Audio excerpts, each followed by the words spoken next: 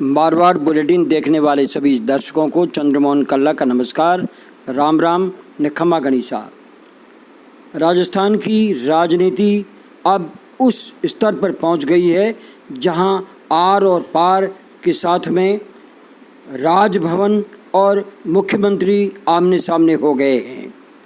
High court ने जैसे ही speaker की पायलट गुट को राहत देने की घोषणा की, उसके पहले ही मुख्यमंत्री अशोक गहलोत राज्यपाल से विधानसभा सत्र बुलाने की मांग कर बैठे थे।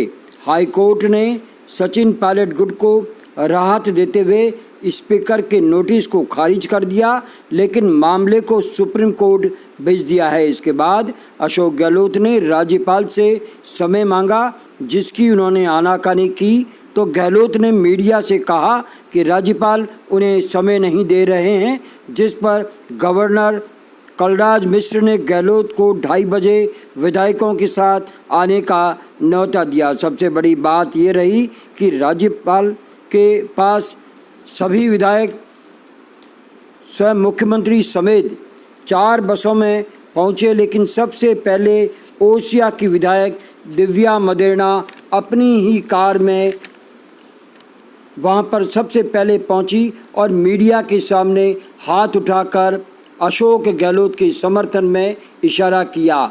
मदेरणा परिवार व गहलोत के बीच रिश्तों की खटास किसी से छिपी नहीं हुई है। दिव्या व वरिष्ठ कांग्रेसी नेता व कैबिनेट मंत्री शांति धारीवाल एक ही कार में पहुंचे थे।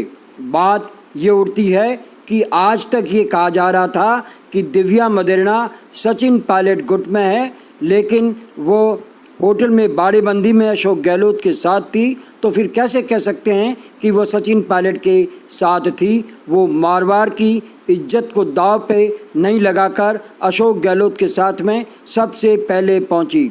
एक अन्य कार में प्रताप सिंह खाचरियावास पहुंचे और स्पष्ट कहा, बहुमत हमारे पास है, राज्यपाल विधानसभा सत्र बुलाए। सभी 109 विधायक राज्यपाल के पास राजभवन में भीतर जाएंगे और वहां हरे भरे मैदान पर बैठ करके और गहलोत का समर्थन करेंगे। और उधर अशोक गहलोत और राज्यपाल के बीच लंबी मंत्रणा हुई, लेकिन इससे पहले ही विधायक सभी के सभी नारेबाजी भी करने लगे और वहां धरने पर बैठ गए। मिश्र ने स्पष्ट कर दिया कि मामला सुप्रीम कोर्ट में है और हम अभी सत्र नहीं बुला सकते। गहलोत ने कहा, सुप्रीम कोर्ट में मामला तो स्पीकर के नोटिस का है, उस पर फैसला होने से विधानसभा सत्र पर कोई फर्क नहीं पड़ता, इस पर कोई स्टे नहीं आया हुआ है। गहलोत ने मंत्रिमंडल के राजभवन में मौजूद होने और उनके प्रस्ताव को भी राज्यपाल को याद दिलाया, जो 2 दिन पूर्व उन्होंने राज्यपाल को सत्र बुलाने के लिए दिया था, लेकिन राज्यपाल इनकार करते रहे, तो सभी विधायक धरने पर बैठ गए और हाउस बुलाओ, बीजेपी हाय हाय, गहलोत तुम संघर्ष करो, हम तुम्हारे साथ हैं जैसे नारे लगाने लगे। इधर गहलोत ने कहा कि राज्यपाल जब तक सत्र नहीं बुलाते वह विधायक राजभवन में ही बैठे रहेंगे और यहाँ से नहीं हटेंगे। हालत ये थी कि राजस्थान में संवैधानिक संकट के हालात पैदा हो गए। ऐसे में गहलोत के पास बहुमत होते हुए भी राष्ट्रपति शासन की ओर राजस्थान बढ़ता दिखाई देने लगा। उधर भारतीय जनता पार्टी के प्रतिपक्ष के नेता गुलाब चंद कटारिया व विधानसभा प्रतिपक्ष के उपनेता राजेंद्र सिंह राठौड़ ने पत्रकार सम्मेलन बुलाकर स्पष्ट किया कि मुख्यमंत्री अशोक गहलोत व विधायक जो राज्यपाल में राजभवन में बैठ कर के जो कर रहे हैं, वो संवैधानिक मामलों में दखल अंदाजी मानी जाएगी। ये गलत है। राज्यपाल को स्वतंत्र काम करने की इजाज़त देनी चाहिए।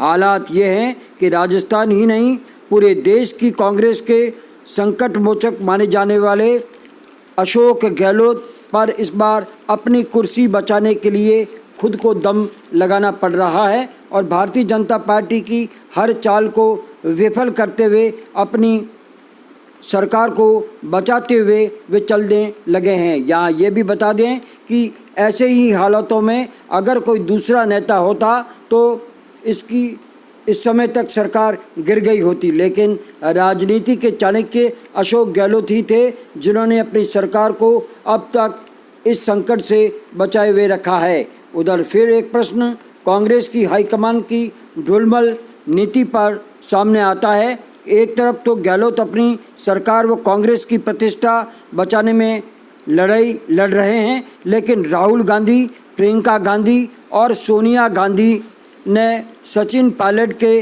विरुद्ध कांग्रेस से निष्कासित करने जैसा कोई सख्त कदम अभी तक नहीं उठाया है। उनका लचीला व्यवहार सचिन पायलट की तरफ देखा जा रहा है, वरना अब तक राजस्थान की कांग्रेस सरकार कब की बच गई होती। उधर अशोक गहलोत व राज्यपाल के बीच बातचीत भी खत्म हो गई, लेकिन गहलोत व विधायक राजभवन में धरने पर ही बैठे हैं।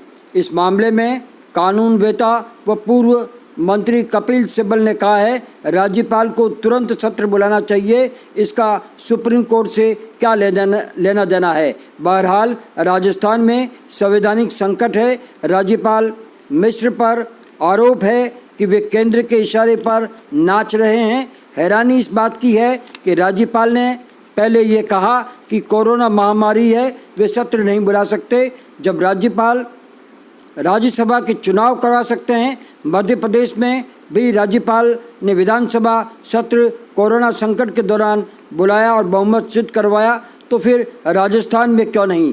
इस पर चिकित्सा मंत्री रघु शर्मा ने भी स्पष्ट किया है, आप सभी 200 विधायकों की कोरोना जांच करा लें, फिर सत्र बुलाए। सत्र तो आपको बुलाना ही होगा।